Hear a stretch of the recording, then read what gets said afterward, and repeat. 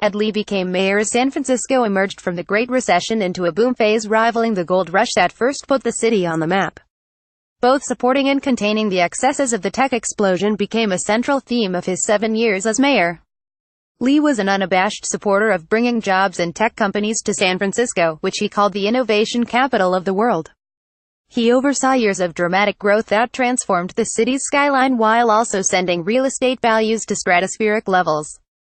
He also tried, and some say with little success, to tame the boom. Higher rents have pushed San Francisco into a housing affordability crisis. List 65 died early Tuesday, hours after he collapsed while shopping at a supermarket near his home. The issues that he grappled with remain largely unsolved. And as San Francisco residents grieved the sudden loss of Lee, they were faced with the question of how economic forces in the city would change without him at City Hall. Lee was able to navigate the political waters in part because he rose to power as a community activist and attorney who fought against unlawful evictions. Constantly talking about jobs, Lee championed what became known as the Twitter tax break, a cut in the city's payroll tax that persuaded tech companies to make home a seedy stretch of Market Street or stay there. By the time of Lee's death, San Francisco's new tallest building, Salesforce Tower, which replaced a Malidor's bus terminal, symbolized the city's turn in fortunes. Yet the success in its turbocharged economy led him to focus on housing in his second term. Middle and working-class tenants have departed San Francisco as property values have risen and as developers have sought to convert rent-controlled apartments into condominiums for the wealthy. In 2014, Lee unveiled a plan to build or rehabilitate 30,000 housing units by 2020. Just in September, Lee said that more than 17,000 units have been brought, and of those, 35% are permanently affordable. There have been disagreements about the mayor's approach. He successfully campaigned against tenants' rights groups' efforts to impose tighter restrictions on short-term housing rental services such as Airbnb. While crediting Lee for working to renovate public housing, Supervisor Aaron Peskin added that the mayor was sometimes more focused on adding market-rate housing instead being laser-focused on affordable housing. San Francisco is surrounded by water on 3 sides. And it's all about land, and you don't have that many land opportunities in San Francisco. So if they all become multi-million-dollar condos, it means, by definition, you're pushing working-class people and poor people out, Peskin said. And he was less enamored of those arguments than one would have thought he might be, as a civil rights and housing activist back in the day. That said, even some of his vocal critics on housing policies said his background as a tenants' rights advocate sometimes made him a key ally, such as in efforts to reform or repeal the Ellis Act, the state law that allows owners to evict tenants in rent-controlled units to redevelop the property into condos. Edwin M. Lee was born on May 5, 1952, and was the son of immigrants. Lee grew up in a Seattle public housing complex before his father, a cook, and his mother, a garment worker, built a modest home. As a youth helping with deliveries from the family restaurant, he had listened to hostile customers berate his dad with racial slurs. It was an awakening. Lee told The Times in 2015. Quote, "Why do we as people take this?" After attending Bowdoin College in Maine on a scholarship, he relocated to the San Francisco Bay Area. He graduated from the Bolt Hall School of Law at UC Berkeley and as a young lawyer, joined the San Francisco Asian Law Caucus. In 1978, he helped organize a rent strike by residents in Chinatown's decrepit Pingyuan public housing project after a young woman was raped and killed there. He fought against discrimination, working on the front lines to keep tenants from being evicted, said London Breed, acting mayor and San Francisco supervisor. He was, from the dawn of his career, an advocate for the powerless, a voice for the overlooked. Lee also was active in supporting garment workers and raising awareness of the slaying of Vincent Chin, a Chinese-American man whose fatal beating in Detroit by 2 white unemployed auto workers helped galvanize Asian Americans to fight for civil rights.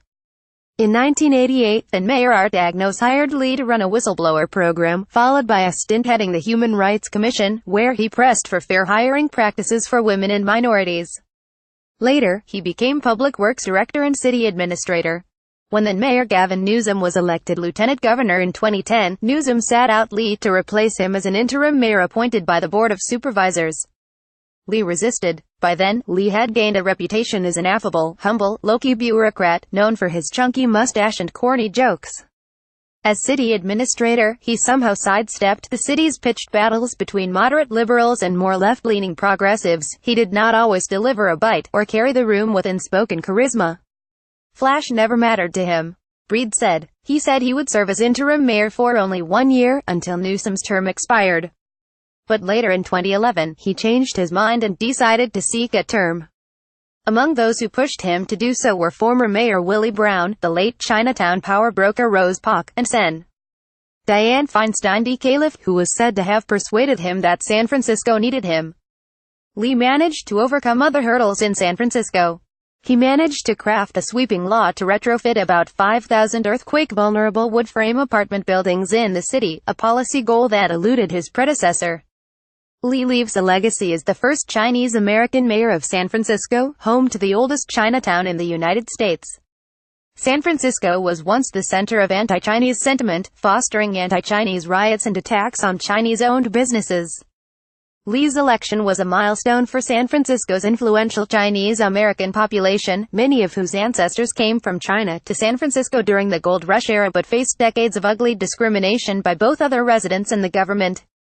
This is where the Chinese Exclusion Act emanated, the Bay Area. It came out of San Francisco, Newsom said.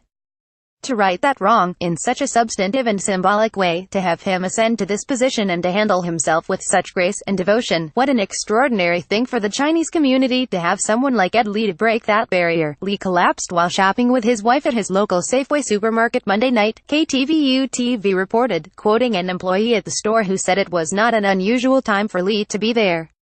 The station said the mayor was smiling before he collapsed. He arrived by ambulance at Zuckerberg San Francisco General Hospital and Trauma Center shortly after 10 p.m., said Dr. Susan Ehrlich, the chief executive of the medical center. He was pronounced dead at 1:11 a.m. There was a deep sadness. I can't even explain, said Rev. Norman Fong, the executive director of the Chinatown Community Development Center, who left a prayer at Lee's hospital bed shortly after his death. We're losing a hero. A Chinatown hero, Fong said. Lee is survived by his wife, Anita, and his 2 daughters, Brianna and Tanya. Caption Ron.Lin at lawtimes.com. Twitter at Rollinal Sajan B.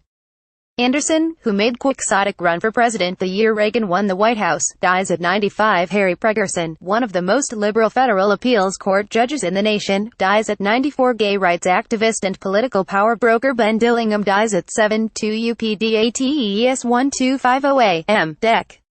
13, 2017. This article was updated with Lee's date of birth. 8:35 p.m. Dec. 12, 2017. This article has been updated with quotes from Gavin Newsom, Aaron Peskin, London Breed and Norman Fong. 2:20 p.m.